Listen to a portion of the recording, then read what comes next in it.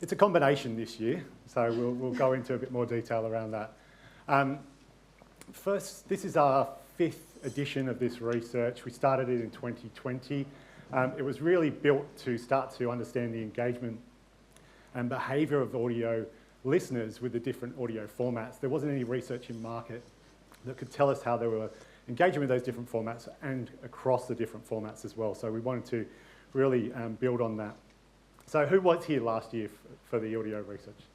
Okay, you would have seen last year that we focused on the importance of talent.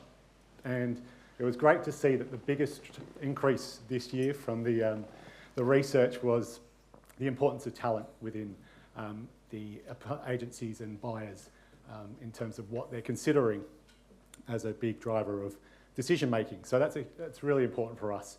Now, this research wouldn't be able to happen without our partners. So to everyone up on the board here, thank you for your ongoing support. Their passion for the audio industry and improving the knowledge of the industry and agencies is what facilitates this research. So what we're going to cover off today. Firstly, we're going to keep exploring those trends that we've been building on since 2020. And so there's really rich insights that we've got from that this year.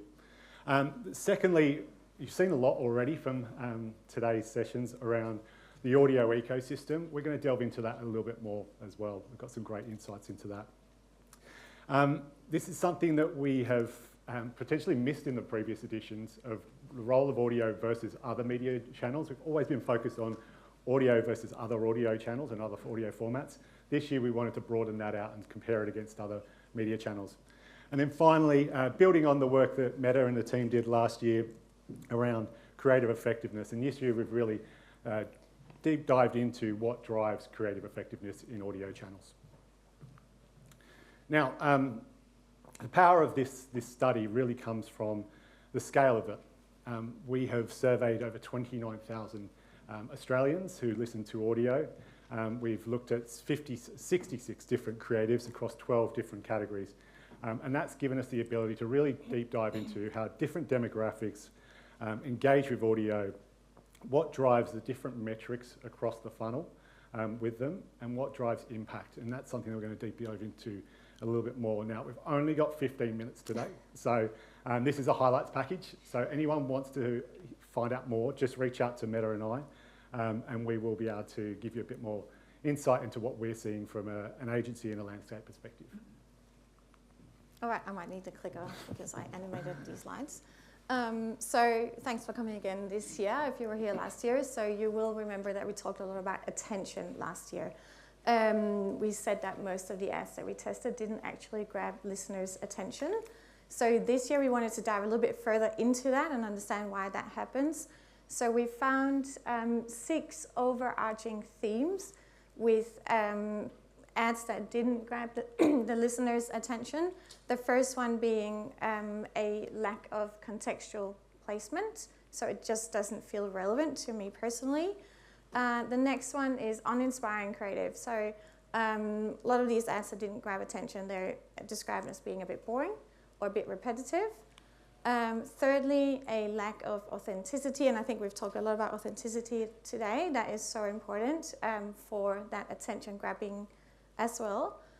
Then we move on to poor audio execution. So the ads that didn't grab attention and the comments that people had around this is more around there's too much going on, I can't really hear what they're saying, or what they're saying might be too low versus the music in the background. So that was number 4.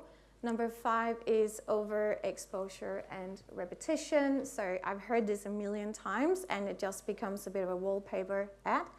And then finally, when the creative is perceived as being intrusive on the listener's sort of flow. So those were the 6 themes that kind of came up in terms of why ads or the creative didn't grab the listener's attention. Now, and the thing is, even when we do attention, right, it's sort of just, it's a gateway. It's not necessarily the goal. So what we want to do today is take that attention another step further. And we've talked a lot about this, but connection is really what we need to get to. So Connection is obviously a sense of belonging and relatedness to someone else. But from an advertising context, it is ads that are able to resonate either emotionally or cognitively with people so that we get a environment of engagement, recall, and action off the back of the creatives. And I'll just spend a few minutes talking about Australians' relationship with audio. These are some of the stats that we've looked at before. So we know from the past, and we know that audio has a real opportunity to foster that true connection with people. 80% of listeners, they listen to audio on a daily basis. Broadcast radio has been and is still the one that sees the highest daily listenership. And that daily listenership across all audio channels kind of translate into a lot of exposure and a lot of time with audio. So just over 23 hours is the average hours a week listened to audio amongst our audio listeners. And we've had this question every year and I love it. So we ask people whether they think they're going to be listening more to audio in the year to come versus the year that was. And this year, 26% of our audio listeners claim to be listening or will expect to listen more in the coming year. Now, as Thad was saying, we have done this study over many years, and if we compare the numbers from 22 to 25, we can see that across all channels, we have seen an increase in listening, except from broadcast radio, but we have seen an increase in catch-up radio, so that kind of evens out. And I think what's really interesting is that these are all digital channels that are seeing the increase. So especially from a media point of view, we can now reach them through addressable audiences. Do you want the clicker back? That's all right. It's touched on before, and it's kind of been a theme already, is how do we build that deeper connection and deeper relationship and actually look at the broader ecosystem that our audio has in market with our audiences. So how do we look to tap into that and foster greater relationships with our audiences that go beyond just an audio spot? The first way we can do this is through tapping into their broader ecosystem. So this looks into and builds on what Meta talked about before. So if 80% of people are listening to audio every single week, what we're seeing is that they're also following their favourite audio, either podcasts or shows across the social channels as well. So 57% of people who listen to a podcast also follow it across social channels as well. So that's either the talent or the show. And across broadcast, that's 34%. So a huge audience that we're potentially not tapping into the full ecosystem of how they interact with that talent and that show. Now, we wanted to dive a little bit deeper into this, and we wanted to look at how impactful and influential those audio talent and personalities are on our audiences, and how does that compare to someone who is a traditional social influencer or creator. And the numbers that came out of this were really surprising but awesome, I guess, for everyone in this room. So what we see is audio personalities drive the metrics that our brands should care about. So they drive trust, they drive intent to purchase, and they also drive connection with the audience, which is the things that actually are the softer metrics beyond ROI that we should be focusing on for our campaigns, not just on that pure ROI number every time. So we've gone a little bit deeper into this, and what we saw was actually a real difference in terms of demographics. So the 18 to 34-year-olds, there was a lot closer in terms of the influence that social creators had versus audio personalities on their decision-making in terms of trust, connection, and influence to purchase. But what we saw is that the older the demographic got, the more influential audio personalities became. So 35 and up, audio is significantly more influential on building trust and connection with our audiences, and then ultimately driving influence in their purchase decisions as well. Now, when we looked at this across the formats of audio, firstly, it's great to see that all of them are performing extremely well in terms of driving those key metrics that we care about across trust, connection, and influence to purchase. We do see broadcast leading the way, but podcast and streaming all really strong in terms of building that connection with our audience. And once again, these are the metrics that we should be focusing on beyond ROI for every campaign. Now, this is reflected in their overall level of attention they pay to audio versus some of the other channels, especially social. And you guys would have seen some of these stats reflected in amplified intelligence data or Adelaide data, but we see this across the board, that audio has much higher levels of attention than social, which then reflects into what we see in terms of the level of trust and connection that it has with its audience, and then ultimately influence on purchase decisions. So, social can play a much broader role within the audio ecosystem, and we should be exploring that as brands and agencies as we're planning our campaigns. Now, I'm going to go off script here, actually. There's been a lot of talk about measurement here, and I think a lot of us are focused on talking about ROI, which is incredibly important. You'll never hear an agency person say ROI isn't important. But what really is important is looking at the metrics that are going to build and grow your brand over time as well. And a lot of our campaigns are not traditionally just focused on driving outcomes. We have awareness campaigns, we have trust campaigns, we have consideration campaigns. However, the narrative around audio is that potentially it doesn't drive a strong ROI, and so potentially it's not the channel to use for every campaign. Now, we're not trying to do that with every campaign, so we should look at each campaign based on what we're trying to achieve, and then look at what the metrics that we can achieve through audio on that. So whether it is building trust, whether it is building engagement or connection with our audience. And as Steve touched on before, not every client has market mix modelling. Only 10 to 20% in Australia have market mix modelling. Usually it is the biggest players in each of the category with the most budgets. Now, potentially those clients that have the biggest budgets are in a very different position than a challenger brand that might need to do a completely different job with its media, and potentially building and connecting with their audience, building trust is something that would be very, very beneficial for those brands. But if they're looking at a audio narrative and not driving ROI, it may be detrimental to the actual campaigns that are getting put into market and the investment into audio. So just a little off piece, but I think it's really important before we set this up. So, attention, we've talked about it a little bit before. Completely in line with what we saw with Origin. You can see here that podcasts and out of home are the two channels that gain the most attention. Now, attention is really important, as Meta said, but actually people recalling your message in the channel is even more important.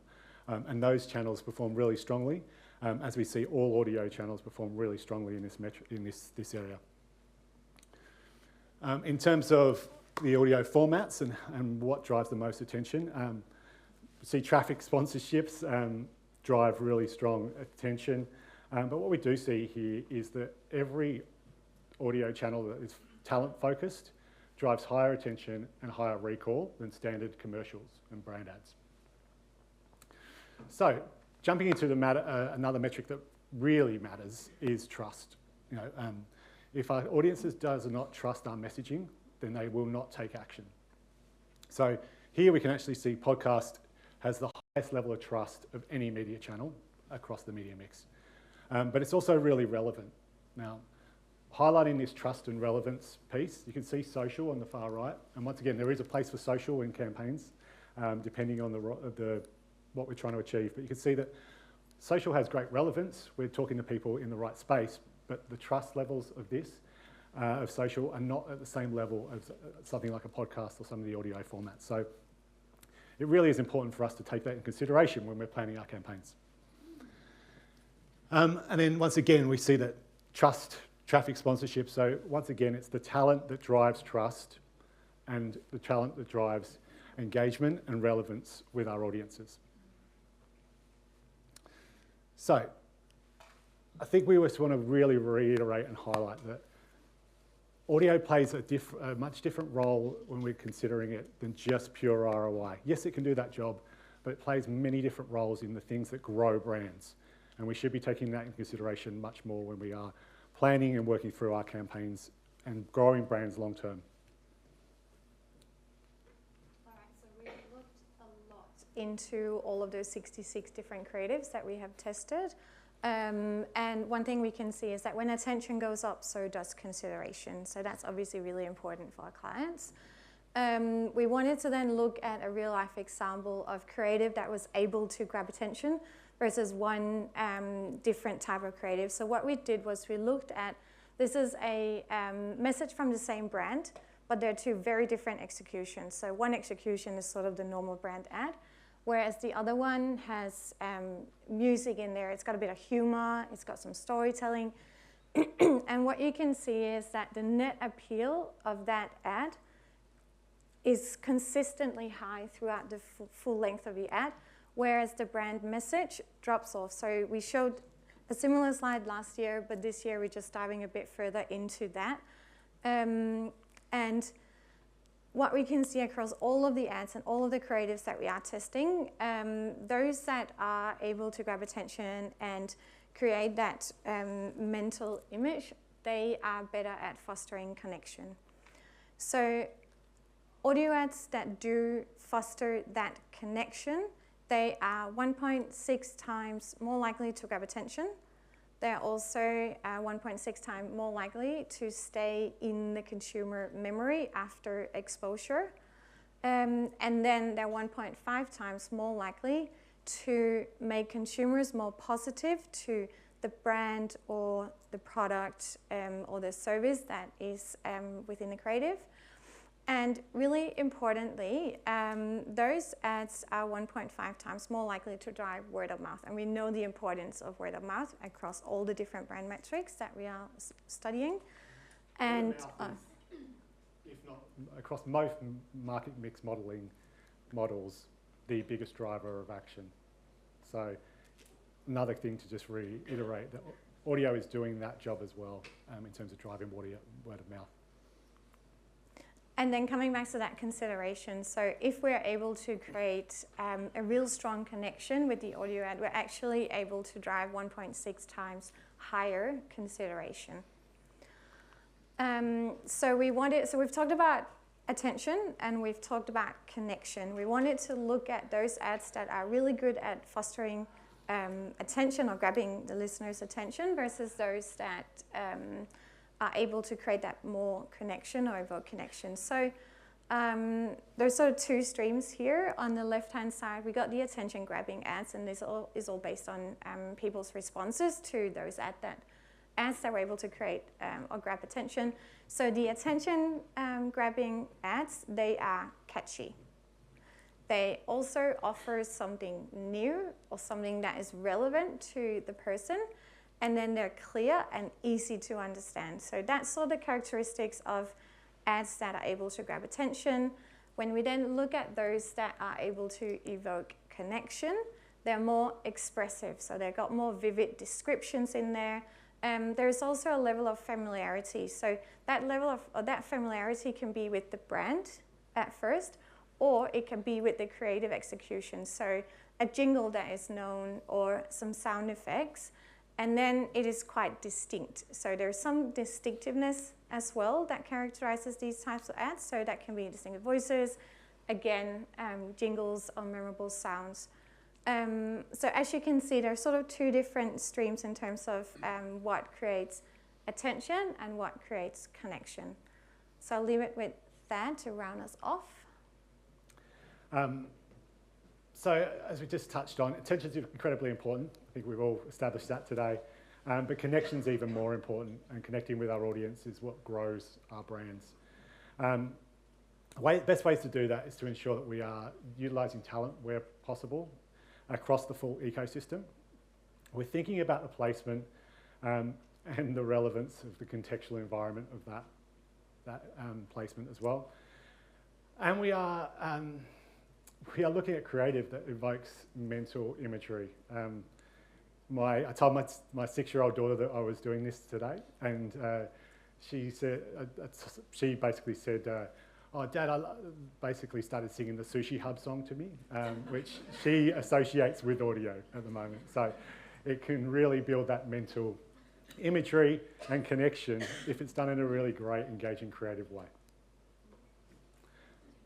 Okay, so that's us for today, guys. As you said, if there is any more deeper insights that you want, we have a 400 slide pack that we've condensed into 30. But yeah, we wanted to, I guess, give you a highlights package of what we've been working on.